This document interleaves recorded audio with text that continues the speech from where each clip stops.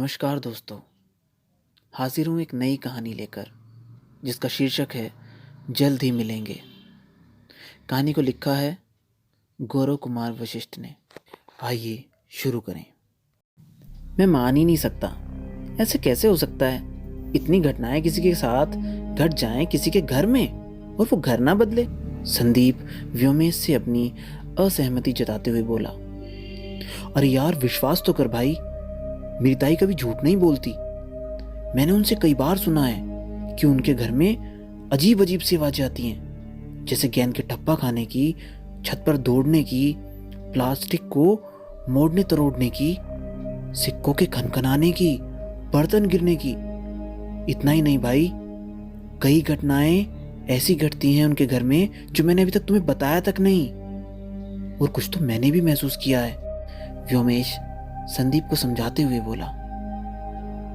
ताई तक तो ठीक है, पर तुमने क्या महसूस किया? संदीप की जिज्ञासा बढ़ रही थी। बात ज्यादा पुरानी नहीं, पिछले साल की है। मैं ताई के यहाँ गया था। हालांकि मेरे मम्मी पापा ने मना किया था कि होटल में रुक जाना, पर उनके यहाँ मत जाना।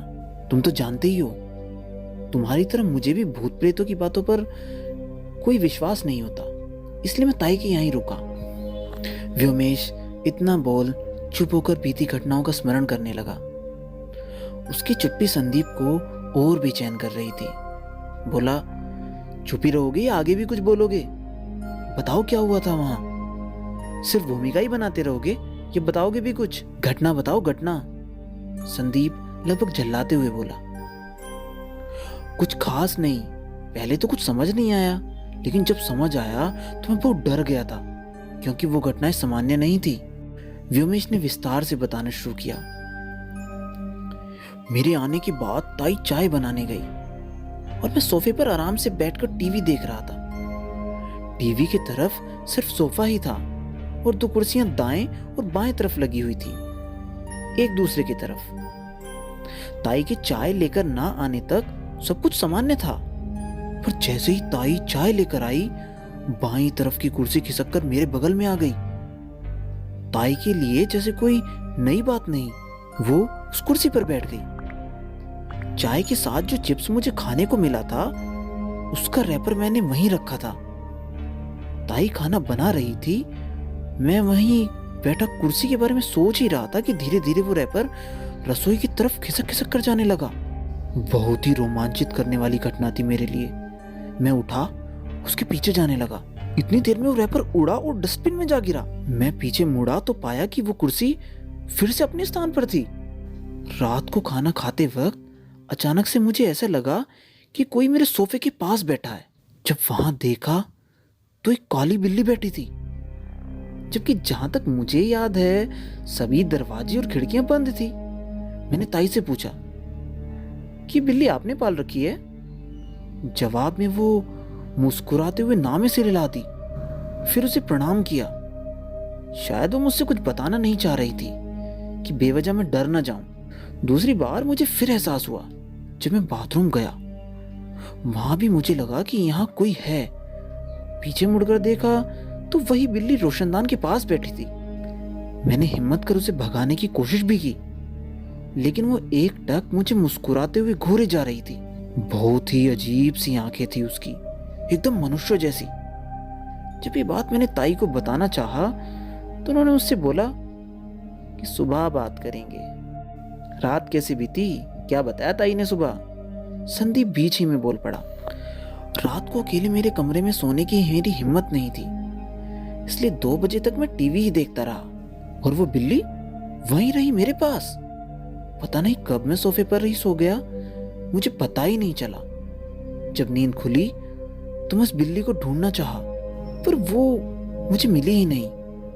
पर मैंने देखा कि एक कुर्सी पर एक अजीब सी गुड़िया, उसके कुछ कपड़े और एक गेंद रखी हुई थी। यानी कि वहां पर 2 लोग हैं, एक वो बिल्ली जो शाम ढलने पर आ जाती है और एक कोई और है, शायद लड़की जो दिन में रहती है। संदीप ने उत्सुकता के साथ पूछा। हाँ, तुम सही समझे। मैंने ताई को बहुत पूछा इन सब के बारे में।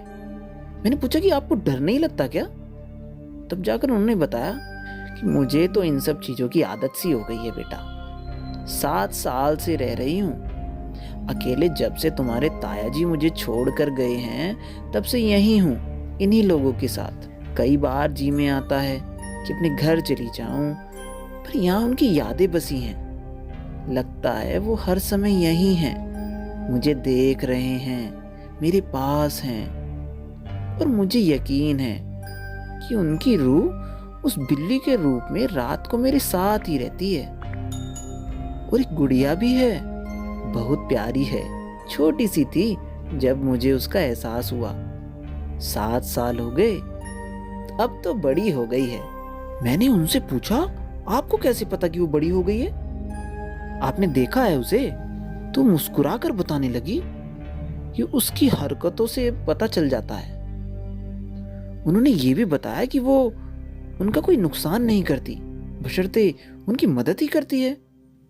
जब मैंने उनसे पूछा कि मदद करती है वो कैसे, तो ताई बताने लगी, हवा है बेटा, हवा, जो दिन में मेरे साथ रहती है पर शांत है बेचारी, भली है। ताई की आंखों में आंसू आ गए। उसे छुपाते हुए बोली, बेटा बेटी जैसी सेवा करती है। जैसे रसोई में अगर मैं किसी दिन दूध चढ़ाकर भूल जाती हूँ तो वो बर्तन गिराकर बताती है। छत के ऊपर अगर अनाज सुखाने जब डालती हूँ और बारिश आने वाली हो तो खिड़की बजाती है। सफाई उसे बहुत पसंद है, जरा सा कचरा कमरे में उसे पसंद नहीं। यहाँ तक कि वो सोफे भी वही ठीक करती है। हाँ, थोड़ा बहुत शरारत भी करती है अगर मैं उससे बातें ना करूं तो।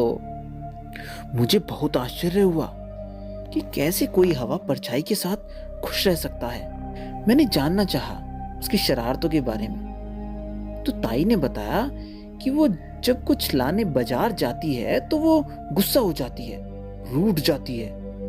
बाजार से जब वापस आती है तो पूरा घर अस्त व्यस्त मिलता है। ताई के प्रति उसका लगाव इतना है कि ताई आज तक 1-2 दिन के लिए भी कहीं नहीं जा पाई। अगर कहीं का मन बनाया और सामान पैक किया तो सुबह सारा सामान बिखरा हुआ मिलता है। भाई, ताई की ये सब बातें सुनकर मुझे अजीब लग रहा था। कभी लगता कि इनका मानसिक संतुलन बिगड़ गया है, तो कभी लगता जैसे मेरी ताई कोई तांत्रिक है। मैं अंदर से बहुत डर गया था, इसलिए अगले दिन रुकने की हिम्मत मैं तो कर नहीं सका, वापस घर आ गया। अभी व्योमेश की बात पूरी हो भी नहीं पाई थी कि उसका फोन बजने लगा। ताई का था। ताई से बात कर व्योमेश एक आशा भरी निगाहों से संदीप को देखने लगा। क्या हुआ, क्या बोली? संदीप ने पूछा। पता नहीं क्या हुआ है उन्हें, वो बार बार यही बोल रही हैं कि तुम एक गाड़ी और ट्रक लेकर कल तक यहाँ आ जाओ, घर खाली करना है। मैंने कई बार पूछा कि क्या हुआ, तो बस यही बोले जा रही थी। चलोगे मेरे साथ? व्योमेश ने पूछा। हाँ हाँ, तो मैं डरता हूँ क्या तुम्हारी तरह? बिल्कुल चलेंगे, जरा मैं भी तो देखूं क्या हुआ है। संदीप के मन में भी कई सवाल तैर रहे थे, उसे उसका जवाब भी चाहिए था। अगले दिन दोपहर तक दोनों ताई के घर पहुंच गए। बहुत सारे सामान बंधे हुए थे और कुछ खुले हुए, बिखरे से। ऐसा प्रतीत हो रहा था जैसे ताई रात पर जाकर सिर्फ सामान बांधने का ही काम कर रही थी। इन दोनों के घर में आते ही ताई की जान में जान आई। बोली, बेटा रात में जो सामान मैं बांध पाई वही बंधे हैं, और कुछ को सुबह से बांधने की कोशिश कर रही हूं, वो आकर खोल जाती है। पता नहीं किस जन्म का बदला ले रही है मुझसे। संदीप को विश्वास ना हुआ। बोला, कौन खोल जाती है? जरा मैं भी तो देखूं। आप फिर से बांधिए। उसने एक खुले हुए गट्टर की तरफ इशारा किया। संदीप चौंक गया। ये क्या? ताई के द्वारा बांधा गया वो गट्टर सचमुच अपने आप खुल रहा है? संदीप ने हिम्मत जुटाते हुए पूछा। कौन है? वो उसका हाथ पकड़कर अपने कमरे में ले गई और दीवार पर लगे एक पर्दे को हटा दिया। दीवार पर एक लड़की का चित्र उभरा हुआ था। ऐसा लग रहा था जैसे कोई सुधी चित्रकार पेंसिल से अपनी सर्वश्रेष्ठ कल्पना को अंतिम रूप दे रहा था। खुले हुए बाल, सम्मोहित करने वाली चमकीली आंखें, तीखी नुकीली सी नाक, धनुष जैसे होंठ, अतुलनीय, अविश्वसनीय, अद्भुत। संदीप एकटक निहारता रह गया। उसकी तंद्रा तब टूटी जब उसकी नजरों ने चित्र में पैरों को न पाया। वह मुड़ा और कुछ पूछ पाता ताई पर्दे से चित्र को ढकते हुए बोल पड़ी, बेटा, जब मैं इस घर में आई थी तब यहाँ कोई चित्र नहीं था। जब से वो परलोक सिधारे हैं, ये चित्र अपने आप बनना शुरू हुआ। हर महीने कुछ ना कुछ बनता है, पर कल अचानक से इसके बनने की प्रक्रिया तेज हो गई। चलो बेटा, जल्दी चलो, मुझे यहाँ नहीं रहना। बाकी बातें यहाँ से निकलने के बाद बताऊंगी। जो लोग ट्रक के साथ आए थे वे लगभग सारा सामान गाड़ी में रख चुके थे, कुछ बंधे हुए, कुछ खुले हुए। शाम हो चुकी थी। जैसे ही ताई अपने कमरे से आई, वो चित्र जो उनके कमरे में बना हुआ था उनके साथ साथ परछाई की तरह दीवार पर तैरता हुआ निकलने लगा। साथ ही साथ दो चीजें और जो घटित हो रही थी, उसकी कल्पना उन तीनों ने कभी नहीं की होगी। वो थी सिसकियों की आवाज और चित्र की आंखों से बहते हुए आंसू। व्योमेश का कलेजा तो मानो अब मुंह से निकल आएगा। वो आम न देखा ताव और ताई को लेकर फ्लैट से बाहर भागा। ताई के घर से निकलते ही सिसकियां गुर्राहट में तब्दील हो चुकी थी। संदीप की पथराई आंखें चित्र के पैरों पे टिकी थी, जो जल्दी जल्दी बन रहे थे।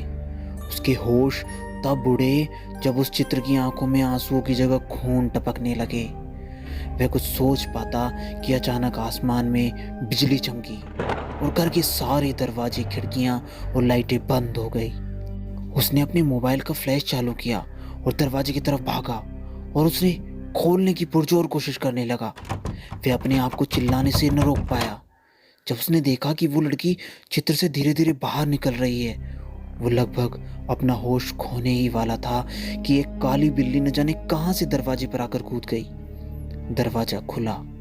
संदीप न जाने कैसे बाहर आया और वो दरवाजा फिर से बंद हो गया। पूरा फ्लैट गुर्राहट और चीखने चिल्लाने की आवाजों से भर गया, जिसकी गूंज चलती गाड़ी में अब भी संदीप के कानों को भेद रही थी।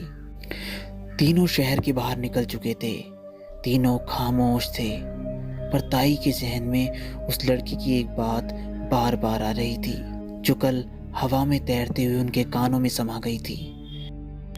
जल्द ही मिलेंगे। ताई इसके दो ही मतलब निकाल पाई थी। एक, या तो वो उनके सामने आने वाली थी, या दूसरा कि उनका अंत समय निकट लाने वाली थी। और ये दोनों बातें ताई को किसी भी सूरत में मंजूर नहीं थी।